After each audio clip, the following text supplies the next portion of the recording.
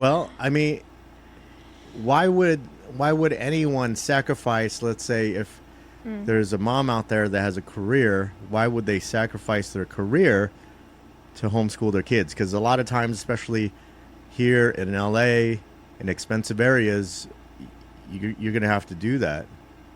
Yeah.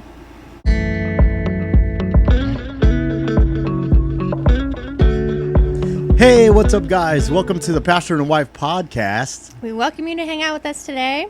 I'm Hansel. I'm Natalie. Okay, so what are we going to talk about today? Today, we wanted to talk about why homeschooling is the best. It is the best, and I suggest for everyone to homeschool their kids now. I mean, you are Mr. All or Nothing, of course, Yeah. so I can see how, you know, I can't ever say that, like, this one thing is for everyone. But as far as we're concerned, it is 100% for our family, True. and it is the best for our family. For us, yes. For me, I'm concerned about what they're being taught in public school and even private school as well. There's so many reasons. I mean, to start off, I think it's so easy to get it into the like the anti thing. Yeah. All the anti reasons, like Okay. because of we're anti this and we're anti that, so we're anti school. Yes. And so, but don't you think that that's like a defensive posture? When if we focus on the pro, like because we are for this and we're for that for a family, then that's more Well, sustainable, right? yeah, I would rather not be a reactive person. Right. I would rather steer the culture rather than the culture steer me. But that's what I think homeschooling is, because I despise the Department of Education. It's pretty pagan and, anti-Christian in my opinion. But I really believe homeschool is not a reaction. I mean, for many it was a reaction. But for us, before the pandemic, we said, let's go for it. Yeah, it was something that we always wanted to do. We had decided on it very early on. So for me, I had personally always wanted to be homeschooled, just Yeah. because I'm an introvert and I was good at school, but I hated, and I didn't know it at the time. But I was young, I was good at school, but I hated going to school. Yeah. And I think it was because I'm forced to be around 30 kids all day, 5 days a week. And it was too much. I think it's just overwhelmed. Yeah, probably. For me, I love school because there was a lot of people there. Yeah. And you could, I don't know, I just had fun with different kinds of people. I was a little bit mean when I was younger, just because I like laughing at people. They made mistakes. I'm so glad I didn't know you when you were in school. Yeah, we always joke about that. Like, We never would have been together if I knew you. I if would you were not in- have when you were in liked you school. in high school for sure. For sure. You would have been too boring for me. And there's no way that I would have given you the time of day. Nope. Nope. So what is it about homeschool that's best? For our family, there's so many reasons. And at the beginning, like, if you want to start out homeschooling, like, the first thing that we did was we talked about our why. And Yeah. that's what that's the wise way, I think. Like, kind of like how we made a mission statement for a marriage. Yeah. Like, we need to know our goals, our destination, and for everything we do, every major life decision, we need to, like, come up with a reason why. Because it gets hard. And if it gets hard, then you'll just give up. Or it'll just suck if you don't give up, but you don't know why you're doing this. Yeah, that's true. So, because homeschool is not the easy road.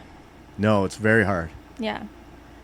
But just like I think with marriage and parenting, homeschooling is also the most refining thing that you can do.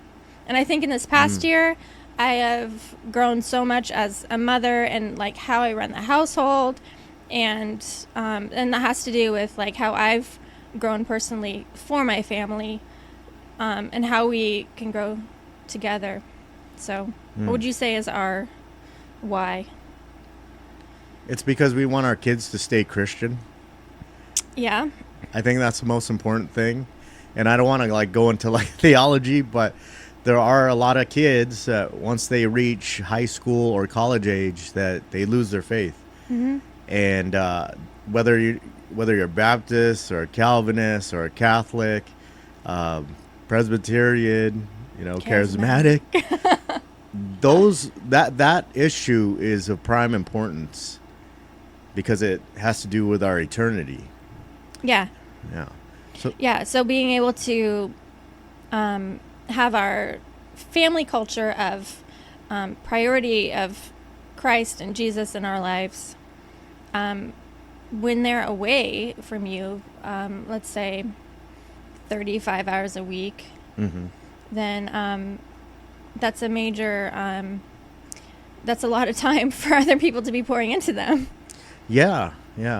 I think Vodi Bakum, he's a preacher. He said that why do we expect kids to be Christian when they go to Roman school, to Caesar's school for 8 hours a day, 5 days a week, and they come out Roman? Why is that a surprise? Yeah. Yeah, it takes a lot to cultivate like a super strong family culture if you're not really physically together that much. Yeah. I think it could be I mean, I went to school, and I think we had I stayed strong. I didn't really rebel or anything like that. But I think I'm a rare exception.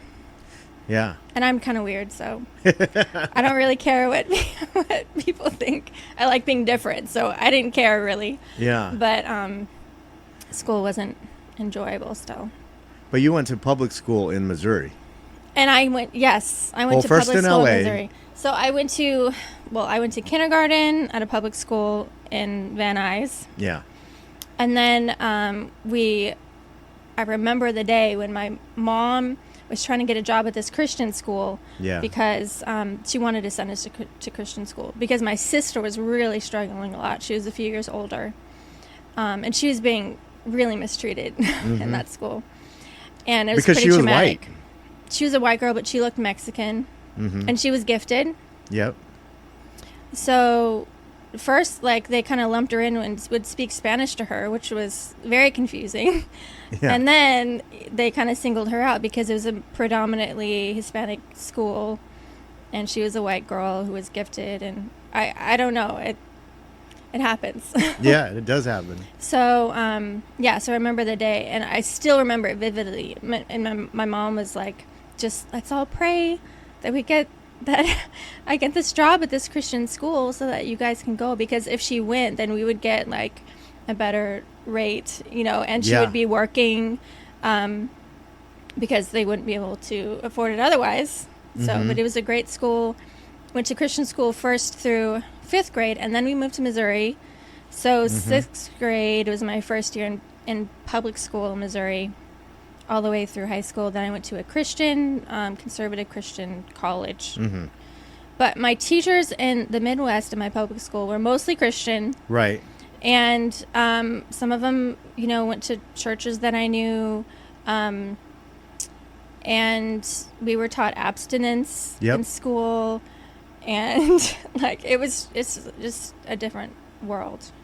Yeah. Would you say the public school in Missouri was different than it would be here in LA? I think it totally would be. A lot of, my sister's friends who were older, after our Christian school only at the time went to 8th grade. Yeah. And so all of them went to, it was even a Christian high school. Yeah. And I don't know if very many of them are following the Lord. I mean, they went to the Christian high school, and some of them went to the public, but all of them are just, went through some stuff. Maybe they're kind of a couple of them are back to the Lord, but most of them are just like, just not really living the life anymore. So Yeah. I know that would have been different for us if we would not have moved. Totally. I totally agree. I went to Christian school all my life, actually. And it was a very conservative denomination.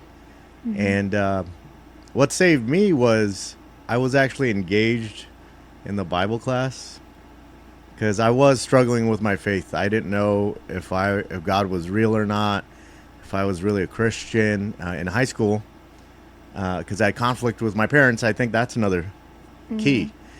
But I remember my Bible class teacher was saying all this stuff that wasn't in the Bible, and I had to look it up for myself. I had to find the truth.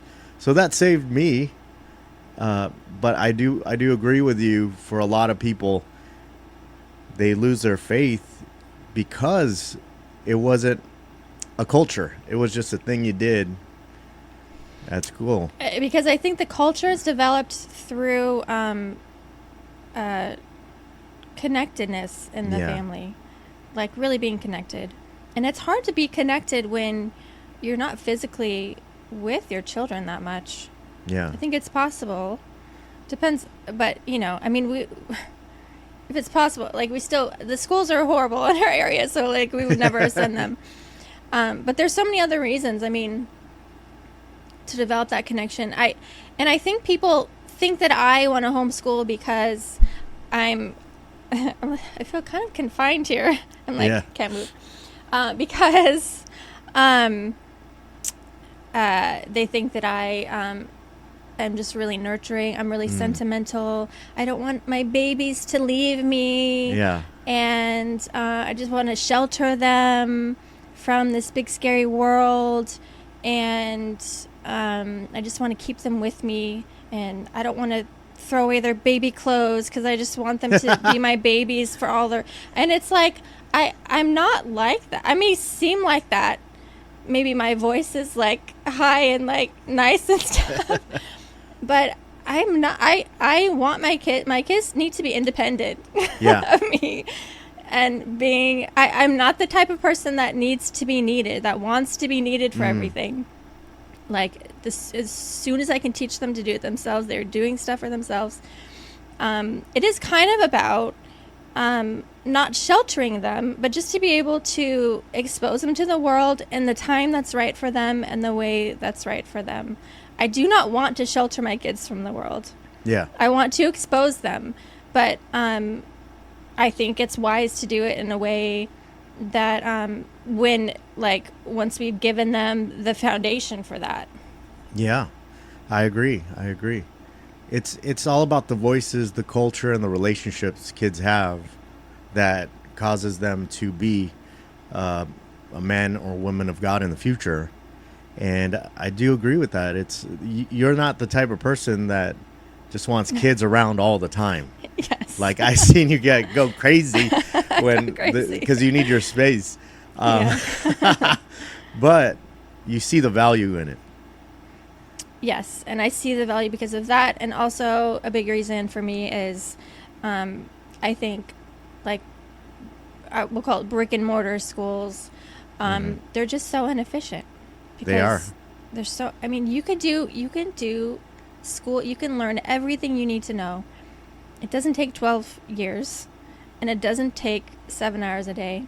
I know there's like recess and like music class or whatever stuff in there, and at brick and mortar schools, but it's so inefficient. It is.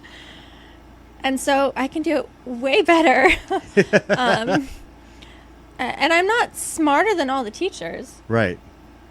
There's great curriculum there, and then there's classes out there, and when they get older, there's online stuff. There's so many resources. And it's efficient. It doesn't really make sense for me to, especially for the little ones, to send them into a classroom when I just know how much they learn through playing. I see it more and more every year, every day. They learn so much when they're playing with like little pouring cups of water in the sink, one cup into the other cup, and like all that stuff. And there's so much more to life than just academics. Academics is very important, but with homeschooling, you can focus on what they really are passionate about. Yeah. You can make them like, you could focus on their personal God-given calling and passion from the very beginning. Not just for a career, awesome. But for a calling for their lives. See, you're hitting on something that most Christians don't even think about, is what is the calling your children have from the Lord? People say, it's you go to school to get a job to earn money. But that's not our purpose. I mean, it's part of our purpose, but our main purpose is to fulfill what God has for us, the dreams that God has for us while we're still on the earth. And that's a huge difference. And I think homeschool fits the bill. Why do we homeschool? Let me count the ways. I could go on and on, probably. So, what else? Well, I mean, why would anyone sacrifice, let's say, if there's a mom out there that has a career, why would they sacrifice their career to homeschool their kids? Because a lot of times, especially here in LA, in expensive areas, you're going to have to do that. Yeah. I mean, there are working homeschool moms. I'm a working homeschool mom now. Yeah.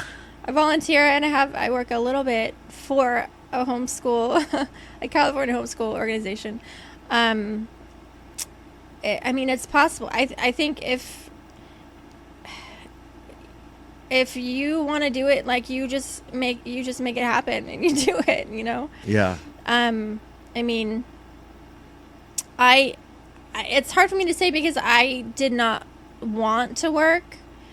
And so it was an easy thing for me to say, like, let's try to work me out of my job, because I like I would rather be with the kids and have that as my job.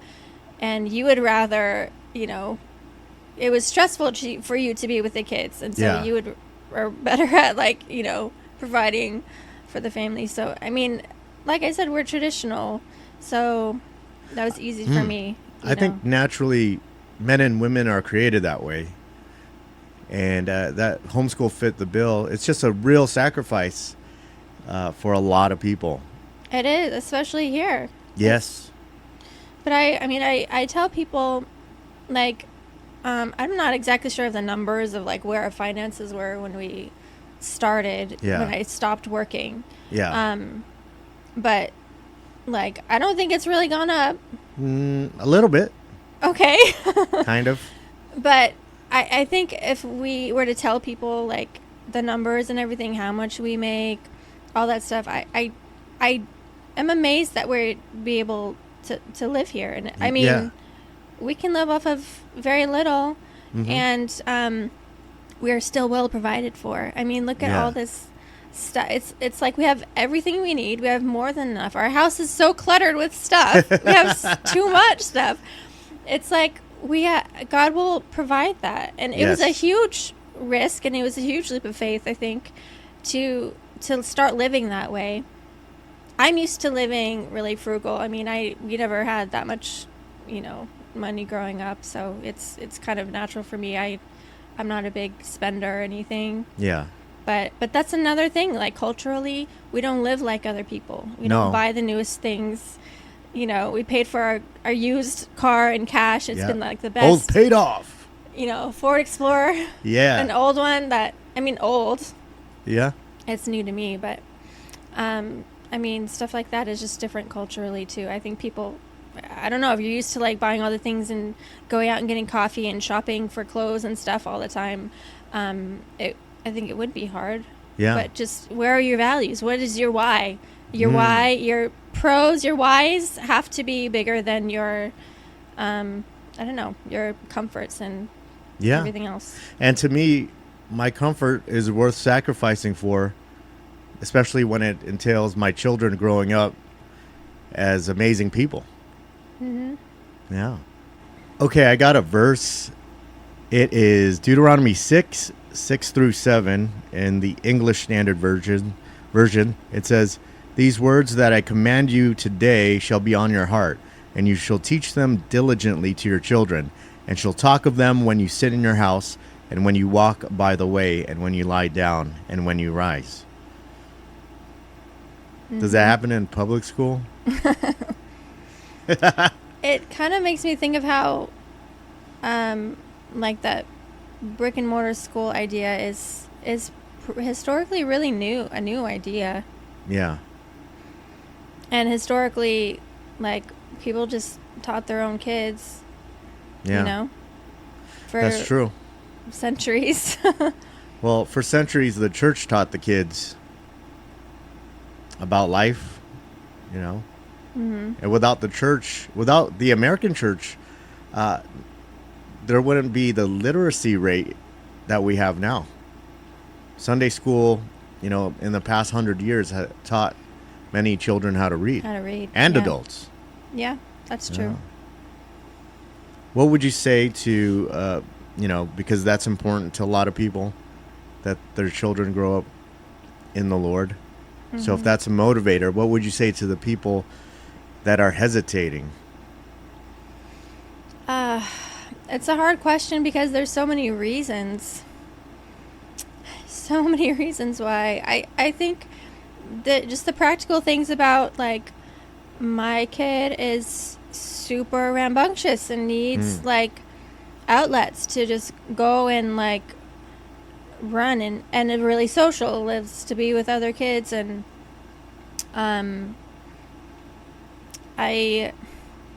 there's so many ways you can do that with homeschooling. I mean,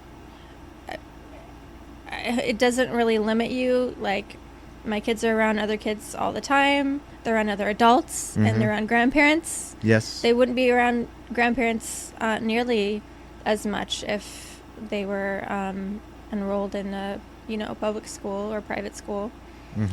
I don't know. I mean, you just have to seek the Lord about what He wants for you. You have to have a, you know, come to Jesus moment.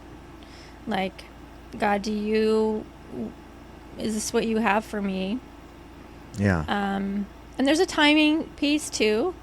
If your kids are in school, or if they're little, a lot of times when kids are little, like when they're like 7 and under or 6 and under, yeah, you're not going to be able to imagine what it's like to homeschool them, because they're crazy. Yeah.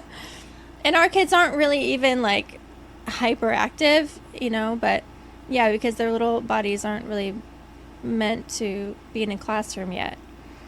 But I think as they mature, you just do, I mean, you could start with like 10 minutes of like writing and like numbers and stuff. And, you know what I mean? Like, yeah.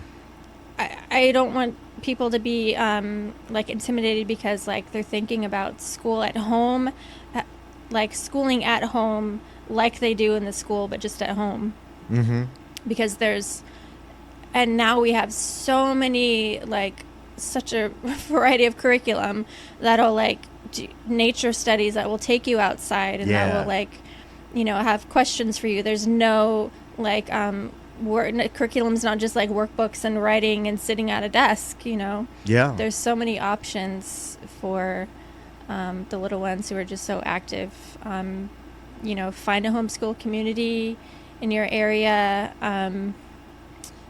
and they'll have tons of social stuff. The older teenagers in our homeschool community are teaching classes to the little ones. Yes. And the one thing I love about homeschoolers is that everyone hangs out with everyone. Yes, that's true. Like, they'll just be shooting the breeze at the park. Yeah. At one of their park days, or after co-op or something.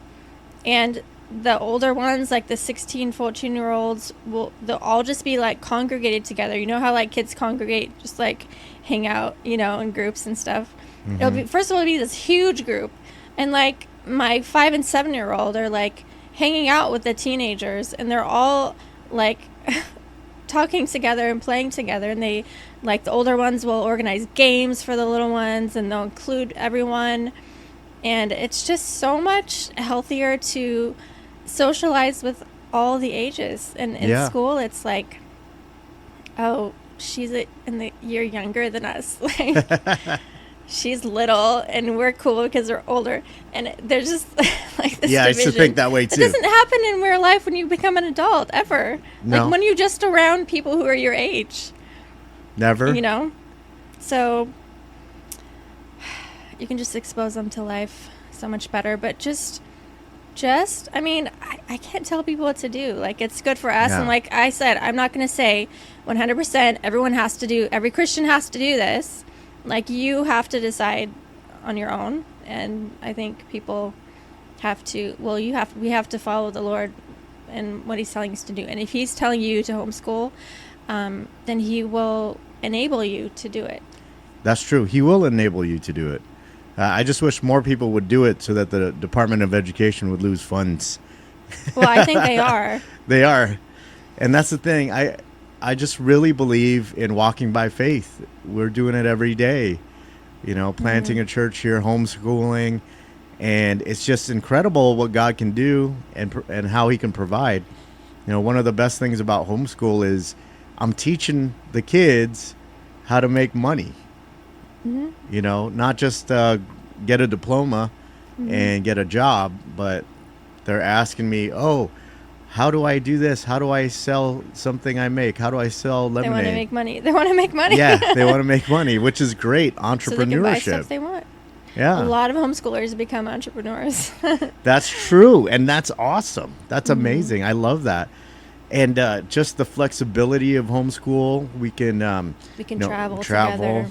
Yeah, I can take them on a hike and it becomes a class. Oh, yeah. You know, when we took them to the waterfall nearby, of course they were asking, well, how did the waterfall come about?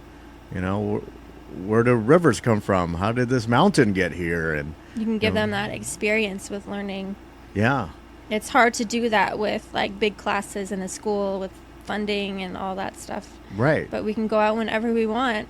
Yeah. And you learn so much better when you experience it. You know, we can go to the museum every week if we wanted to. We go to the zoo and just all these places and have them experience, like, what does this type of monkey sound like? And that was really loud and I wasn't expecting that. And then, you know, we look it up at home and there's so much more freedom to do that. And you can experience, okay, here's a big reason too, is that I'm learning so much. Yeah. Like, I love learning. Yeah. Because I didn't learn this stuff in school, especially history and stuff like that. I'm so enjoying learning right along with them. Yeah. And, of course, I pick it up faster so I can teach them. And I remember things faster and, you know, but there's all these theories about, you know, cyclical learning and stuff like that. But we won't go into that today, but I love learning too. And learning along with them. Yeah. But I think that verse you were talking about is like just points out it is always the parents' primarily the parents' responsibility to teach the children. Yes. And to pass on our values to the children. Whether you send them to school or whether you send them to Sunday school, it's still our responsibility ultimately that I'm in charge of. I am responsible for his education no matter what he does, no matter where he goes. And I'm responsible for our kids' spiritual formation and discipleship, no matter how often we go to church. Exactly. You know? Exactly. And that's an ironclad law, so to speak. The law first mentions, if you guys don't know what that is, that means whatever is taught to a child first is what sinks into their mind.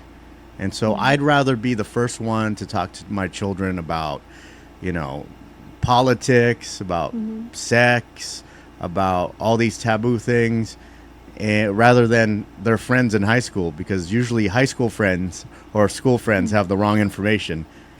Well, absolutely bad information. Of course. Yeah. So that's a great motivator for me. And for you, it's learning. For me, it's preserving. And I think both are needed. And the scariest part is the doubts in people's minds about not being able to have the finances to do it, not being able to have the energy, or not being knowledgeable enough to do it. But I think we answered those questions. You know, especially if you're a Christian, it is a real test of faith to homeschool. It's very different from what you see in the world. I had a friend the other day, and what she said keeps rolling around in my mind. She said, how much more different than the world can we be? Yeah. Like, whatever it is, I want to do that. Yeah, for sure. I mean, we have 4 kids, and when we're out, That's a big family. A really big family. And people look at us like we're crazy. Here in LA, people Like, have whoa. 2 max. Yeah. A lot of people only have 1 kid here, or none. Mm-hmm. So when you see two adults, a husband and a wife, and then 4 little ones, it's something else. Mm-hmm. So Yeah, it always comes back to our mission and our goal in life that God has given us. You know? yeah, and I do want to see all our kids reach their potential in Christ, especially their identities in Christ cannot be shaken if that's what they grew up with. Because that's what public school is doing, is they're giving them an identity apart from Christ. And that's the biggest problem. You know, I'm involved in the school boards, the local school boards, and you know, we won great victories here in California. We took the pride flag down in certain schools and replaced it with the American flag, because the American flag represents everyone, including the LGBT. And also we enacted policy where the parents have to know what's going on with their child sexually. Yeah, sexually. Unfortunately, our evil governor, Governor Newsom, signed the bill, the AB 1955, that just reversed that. Schools can keep sexual secrets from the parents, which is evil. Yeah. But that's another big reason why, especially if you're in California or a liberal state, you should homeschool. Yeah, and it's not ever been our stance to go somewhere else where it's better. Yeah. Or to, you know, so our lives will be easier. I think that's the way a lot of people think, and not everyone's called to, like, I don't know, to do what we're doing. To fight. To fight. But yeah, we're like, you know, we don't want to live safely. Yeah. Or easily. I mean, we have a purpose. And we can do it, you know. So it's not about hiding away from the world or from the evils of the world, but, you know, not only do we want to stand our ground here in California, but we want to train our children to. Yeah. And it's about that legacy here, because this is where we're called, this is where we love, and it makes for strong people. That's right. That's right. If the Muslims can do it, we can do it too. Onward, Christian soldiers. But we're running out of time. I think that was a lot that we covered. Yeah. A lot of I talked reasons. a lot. I'm not used to talking that much. No, this is your expertise. And, you know, we just love it. We just love being different. And that's why we're salt and light in the world. And so if, is there anything else you want to say before we go? I think next time we should definitely do one about raising our kids, you know, in the world, like why kids fall away from the Lord, and how a lot do to try to prevent that. All right. Well, that's the next podcast, I guess. All right. Okay. So you guys, bless you guys, and we'll see you later. Bye.